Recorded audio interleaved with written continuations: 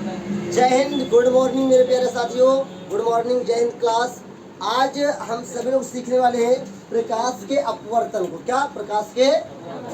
इससे पहले क्लास में हम लोगों ने सीखा है प्रकाश के परावर्तन को सीखा है। उससे पहले हमने क्रांति कोण बनाया है और कोण आंतरिक परावर्तन को हमने देखा है।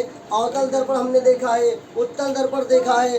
साथ में कई सारी घटनाएं मैंने आपको दिखाया है, स्पर्श करके भी और प्रतिबिंब देखकर भी आपने करके देखा। प्रैक्टिकल के थ्रू हमने देखा है, थ्योरी के थ्रू हमने देखा है।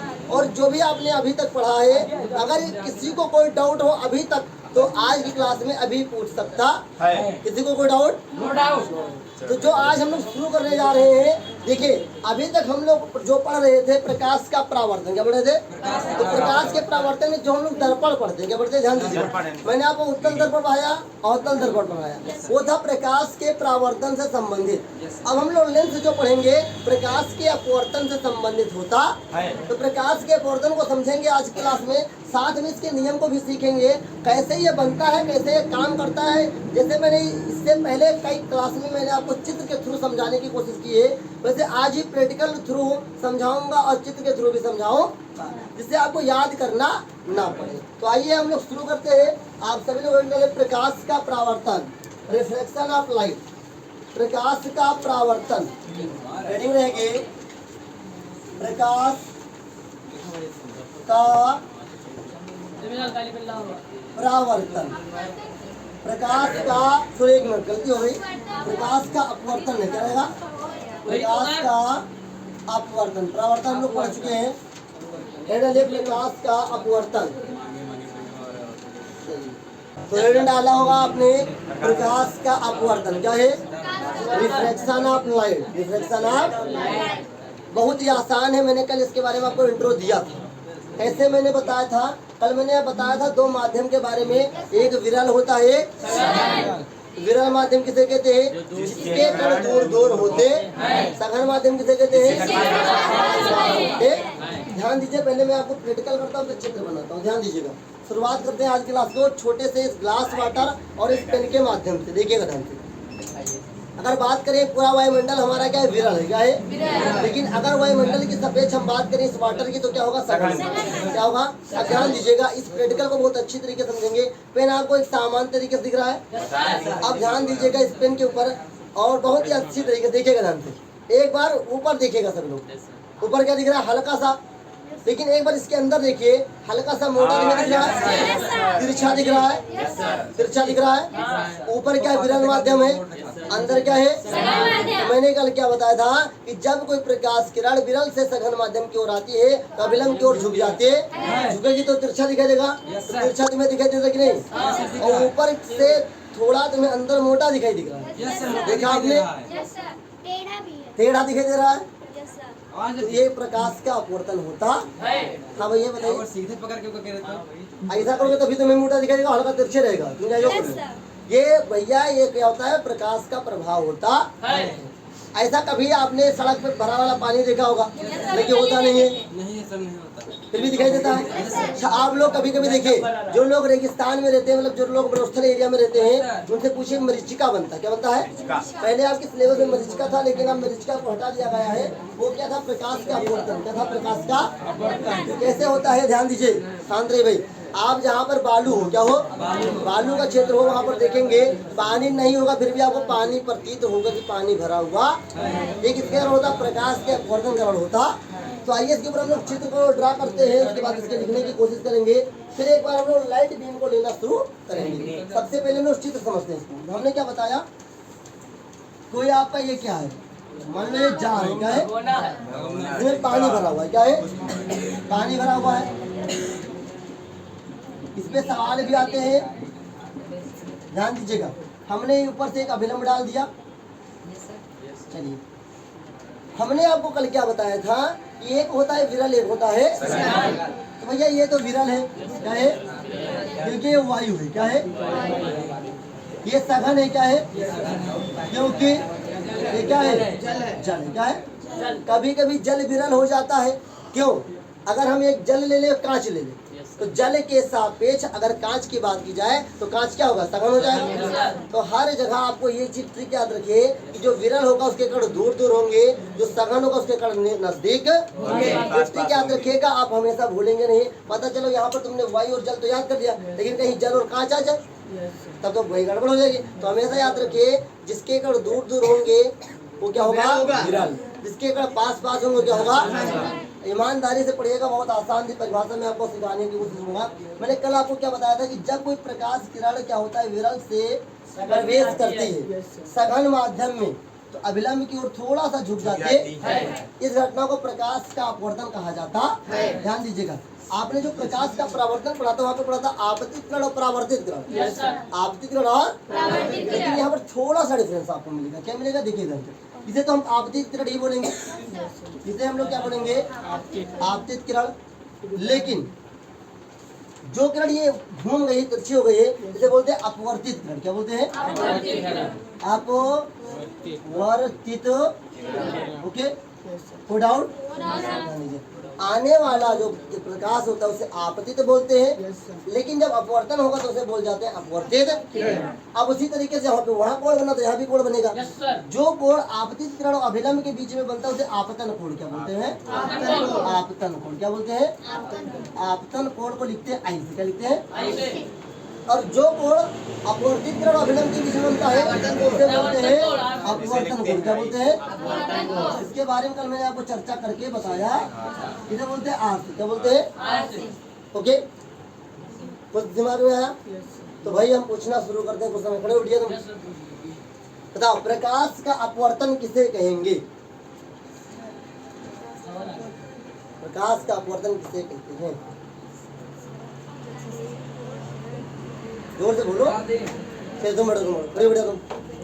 बताओ प्रकाश का अपवर्तन किसे कहते हैं, फिर से बोलो जोर से।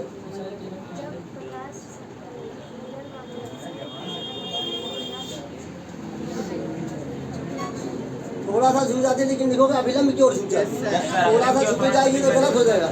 अभिलंब की ओर झुक जाते, बैठ जाओ। और पूछे तुम्हें, खड़ी बैठा तुम पीछे। बताओ आपतित किरण और अभिलंब के बीच में कौन सा कोण बनेगा, आपतन कोण। कौन सा कोण, किससे लिखेंगे, आई से। बैठ जाओ। तो अभी मैंने जो आपको बताया थोड़ा थोड़ा आपके दिमाग में जरूर आया होगा। अब लोग हम इसे लिखेंगे। क्या लिखेंगे, चित्र से लिखा मैंने। क्या लिखा है कि जब कोई प्रकाश किरण विरल माध्यम से सघन माध्यम की ओर प्रवेश करती है या प्रवेश करती है तो अभिलंब की ओर थोड़ा झुक जाते, इसे प्रकाश का अपवर्तन कहते। लिखिएगा सब लोग, लिखिए। जब कोई प्रकाश किरण, जब कोई प्रकाश किरण ने भी आपको बताया, जब कोई प्रकाश किरण किसी विरल माध्यम से सघन माध्यम में, विरल माध्यम से सघन माध्यम में प्रवेश करती है तो वह अभिलंब की ओर झुक जाते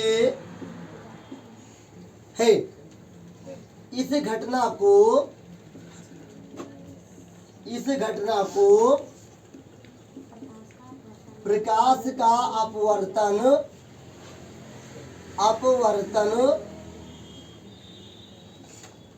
कहते।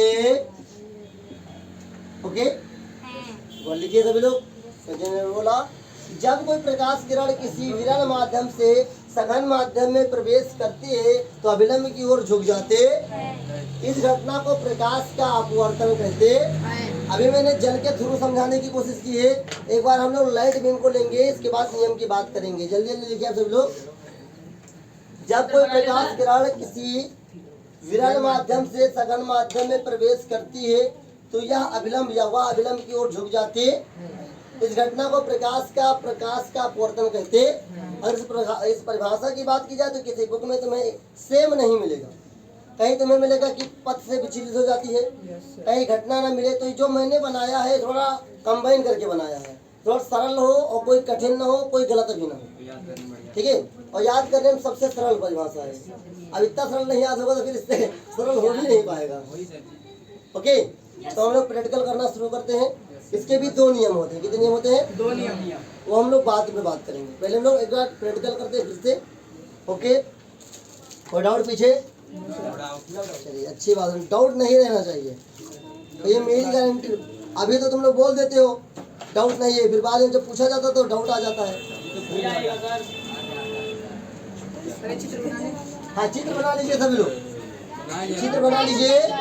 और ये जरूर लिखिएगा कि कौन सी आपतित किरण है, कौन सी अपवर्तित किरण है, कहाँ आपतन कोण है, कहाँ नियम। अभी मत लिखिएगा, अभी मत लिखिएगा, थोड़ा सा परिवर्तन रहेगा उसमें।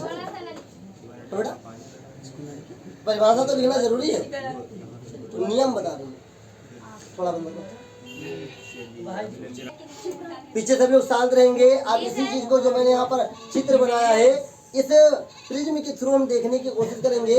फिर हमारे पास एक वाटर भी है, वाटर के थ्रू भी देखने की कोशिश करेंगे। ये देखिए वाटर भी क्या है। अगर हम बात करें कांच और वाटर की, तो कांच के अपेक्षा वाटर क्या विरल है, कांच क्या है। तो पहले हम वायु और कांच का कर ले, उसके बाद वायु और जल का करेंगे, फिर कांच और जल का करेंगे, तीनों करके देखेंगे। ये तीनों से न्यूमेरिकल आता है, इसलिए आपको कोई दिक्कत नहीं। ध्यान से देखेगा, हम इसके जो प्रतिछाया होगी इसको इस बोर्ड पे बनाने की कोशिश करेंगे। आपने क्या पढ़ा है कि जब कोई प्रकाश किरण विरल से सघन की ओर आती है तो क्या होता है, हमारा वायुमंडल क्या है, विरल। इस कांच की बात करें तो क्या है, तो आइए इस चित्र को देखते हैं। कोई भी अपने आप को डिस्टर्ब नहीं रखेगा, ध्यान दीजिएगा सभी लोग।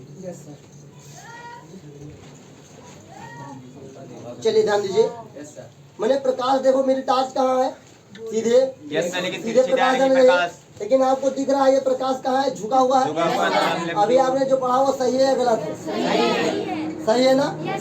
किसी को डाउट? आपने जो पढ़ा वो सही है ना? अगर हम टार्च ऊपर डाल रहे हैं, प्रकाश झुक रही है, तो प्रकाश का पोर्शन सही है गलत है? आपने जो पढ़ा सही है ना? तो कांच की बात हो गई। जल में भी ट्राई करके देखते हैं सही है कि गलत है। तो इसे पैक कर दो। जल की बात करते हैं, चलिए ध्यान दीजिएगा। देखिए ये जल क्या है, जल वायु की सापेक्ष, जल वायु की तुलना में क्या है, सघन है। आइए इसके बाद की बात करते हैं। तो हमने क्या बोला कि जब कोई प्रकाश किरण विरल से सघन की ओर जाएगी तो अभिलंब की ओर झुक जाएगी। आइए ध्यान दीजिएगा, इसमें भी ट्राई करते हैं क्या सही है हमारी बात है गलत। अब यहाँ ध्यान दीजिएगा, यहाँ पर आपको ज्यादा अंतर नहीं दिखाई दे रहा है। क्यों नहीं दिखाई दे रहा है? क्योंकि जो ये ग्लास है क्या है, ये क्या है, ये दोनों क्या माध्यम, दो ये क्या है, हल्का सा मोटी परत है। ये जल तो है, लेकिन अगर इन दोनों को कंबाइन किया जाए तो ये क्या आपस में ही सघन बन गए हैं, इसलिए सीधी रेखा जा रही है। अगर केवल हम जल की बात करें, अगर इसके अंदर प्रकाश डाल के देखते हैं क्या होगा, इसके अंदर डालते हैं। चलिए ध्यान दीजिएगा, यहाँ पे देखिए ध्यान से, यहाँ पे आपको कुछ झुका दिखेगा। हम सीधे डाल रहे हैं, लेकिन पानी के अंदर देखो अच्छा दिख रहा है। थोड़ा ऊपर पकड़िए, चलो ऊपर, गिलास ऊपर पकड़े ना, चलो गिरना ना मत भाई। चलो हम प्रकाश यहाँ डाल रहे हैं। अब देखो जल के अंदर क्या हो रहा है, हो रहा है कि नहीं हो रहा है? हो रहा है, झुक रहा है। यहाँ पे तो चमक भी आ रही है, क्यों? बार बार टकरा के वापस आ गया। तो यहाँ पर हो गया ये। एक बार हम लोग ट्राई करते हैं कि कांच से जब कोई प्रकाश निकालेंगे जल पर जाएगा तो क्या प्रभाव पड़ने वाला है। तो आइए एक बार हम करते हैं। कांच वाला कहाँ है बेटा, निकालो से थोड़ा, प्रैक्टिकल मजा आता है। साबुन बनाने की प्रक्रिया चालू होगी जल्द, क्योंकि साबुन वाला सामान आ रहा है। हम जल्दी साबुन बनाएंगे। नहाना, हाँ नहाना कोई दिक्कत नहीं, हम उसी को यूज करेंगे। हम जो अब मार्केट से नहीं खरीदेंगे, अब हम उसी को यूज करेंगे और उसी को कोशिश करेंगे। ध्यान दीजिएगा, चलिए ध्यान दीजिए।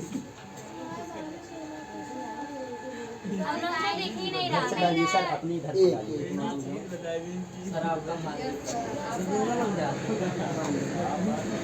अब यहाँ ध्यान दीजिएगा, थोड़ा पीछे यहाँ पर ध्यान दीजिएगा। हम प्रकाश सीधे डाल रहे हैं, जल से कहाँ गया है, कांच में गया है। कांच से। अगर इसके प्रतिबिंब की बात करें तो वहाँ देखो, वहाँ देखो, वहाँ देखो। वहाँ तिरछा है कि नहीं? तो यहाँ पर असर तुमको दो चीज देखने को मिला है कि जब कोई प्रकाश किरण जल से कांच की ओर जाएगी तो कुछ भाग तो सीधे जाएगा, कुछ भाग झुक जाता, अधिकतर भाग झुक जाता है।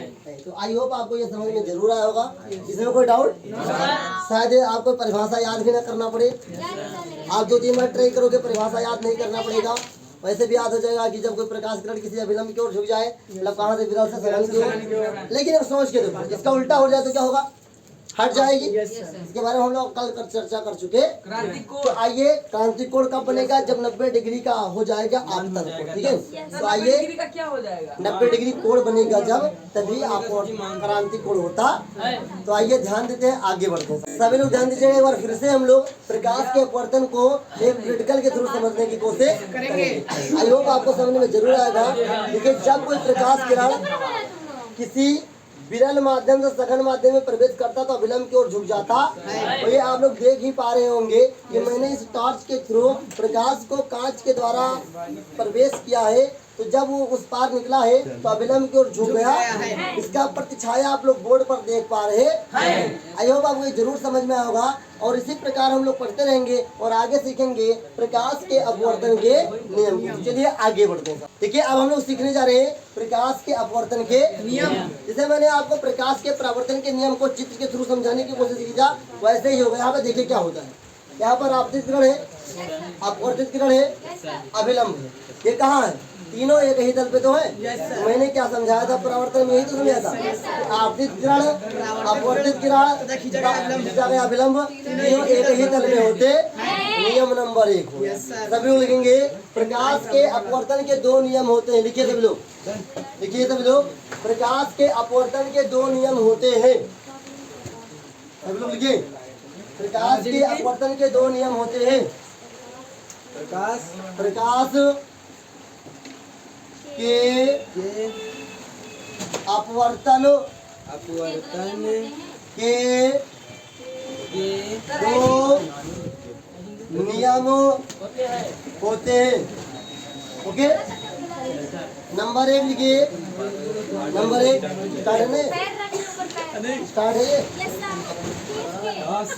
नंबर 1, आपतित किरण, शांत रहिए, कोई आवाज मत करे बस। आपतित किरण, शांत रहो भाई। आपतित किरण का मां, अपवर्तित किरण, अपवर्तित किरण, अपवर्तित किरण तथा खींचा गया अभिलंब, अभिलंब, तीनों एक ही तल पे या तल पर होते हैं, होते। पहला नियम हो गया। अगला देखिए, नियम नंबर 2 लिखिए। किन्हीं, लिखिए नियम नंबर 2, किन्हीं 2, हाँ नंबर 2 में लिखिए, किन्हीं 2 माध्यमों, किन्हीं 2 माध्यमों के लिए एक वर्णीय प्रकाश, एक वर्णीय प्रकाश के लिए, ध्यान दीजिए, इन्हीं 2 माध्यमों के लिए एक वर्णीय प्रकाश के लिए, एक वर्णीय प्रकाश के लिए आपतन कोण की जिया, आपतन कोण की जिया, ब्रैकेट में लिखेंगे साइन आई। आपतन कोण की जिया, जिया को साइन बोलते हैं इंग्लिश में। आपतन कोण की जिया साइन आई तथा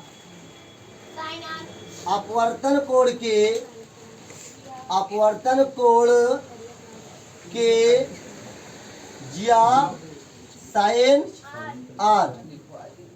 एक नियतांक होता, एक नियतांक होता है, एक नियतांक होता है, जिसे स्नेल का नियम कहते हैं, जिसे स्नेल का बड़ी नियम कहते हैं, जिसे स्नेल का नियम कहते हैं। यहाँ लिखिएगा ब्रैकेट निदार sign I upon sign R equal to small n, small n लिख लीजिए। उसके बाद हम चर्चा करते हैं। साइन आर एक नियतांक होता है, नियतांक मतलब कांस्टेंट, कांस्टेंट होता। देखिए सभी लोग शांत रहिए, एक बार मैं इसको रिपीट करने की कोशिश करता हूँ। मैंने बताया प्रकाश का अपवर्तन, प्रकाश के अपवर्तन के नियम में मैंने आपको बताया, जो बताया आपतित किरण, अपवर्तित किरण तथा खींचा गया अभिलंब, तीनों एक ही तल के होते। दूसरा नियम नहीं, दो माध्यमों के लिए या के बीच भी लिख सकते हो, के लिए या के बीच। एक वर्णीय प्रकाश के लिए आपतन कोण की दिया साइन नहीं था, अपवर्तन कोण की दिया साइन आर एक नियतांक होता है। स्नेल का नियम कहते, नियम क्या है? Sine I upon sign R equal to L, small N. याद रखिए एग्जाम में आता है स्नेल का नियम किसे कहते हैं? एग्जाम में आता है स्नेल का नियम किसे कहते हैं? भाई कहाँ है इसका नियम? मुझे समझा रहे हो, ओवर रेटिंग कर लो, हम तो समझा रहे हो, समझो। स्नेल का नियम, स्नेल का नियम जो बोर्ड एग्जाम तुम बचोगे, बस सर जी रुक जाओ, बोलो सर जी बना दे। स्नेल का नियम समझ, पीछे दिख नहीं रहा देखिए, देखिए स्नेल का नियम लिखने के आएगा तो आपको दोनों नहीं लिखना है, केवल नीचे वाला लिखना है। 2 नंबर का आता है, क्या आता है? स्नेल का नियम लिखने के लिए आएगा केवल दूसरा नियम लिखिएगा। कभी कभी पूछ लेता है कि स्नेल का नियम किसके लिए होता है? अपवर्तन के लिए, परावर्तन के लिए? इसके लिए। कभी कभी पूछ लेता है कि अपवर्तन का कौन सा नियम स्नेल का नियम कहलाता है? दूसरा नियम। कौन सा नियम? ये आपको याद होना। तो आज का जो हमारा टारगेट था टॉपिक प्रकाश का अपवर्तन, यहीं पे हम लोग उसको समाप्त करते हैं। नेक्स्ट क्लास में हम लोग लेंस को पढ़ाना शुरू करेंगे और लेंस को बहुत अच्छी तरीके से समझेंगे। और जहाँ लेंस खत्म हुआ समझ लो ये चैप्टर भी खत्म होने वाला है। तो आई होप आपको ये समझ में आया होगा। न्यूमेरिकल आप लोग लगाते रहिए, जो मैंने आपको सिखाया है, जो मैंने सूत्र आपको बताया। फिर हम लोग लेंस की शुरुआत करेंगे। लेंस के साथ साथ हम लोग पावर को भी पढ़ लेंगे, जिससे हमने चौथे पार्ट के बाद हुई, चौथे पार्ट नहीं, मानव नेत्र में हमको मदद मिलेगी। तो आज के लिए इतना ही, मिलेंगे नेक्स्ट क्लास में। जय हिंद।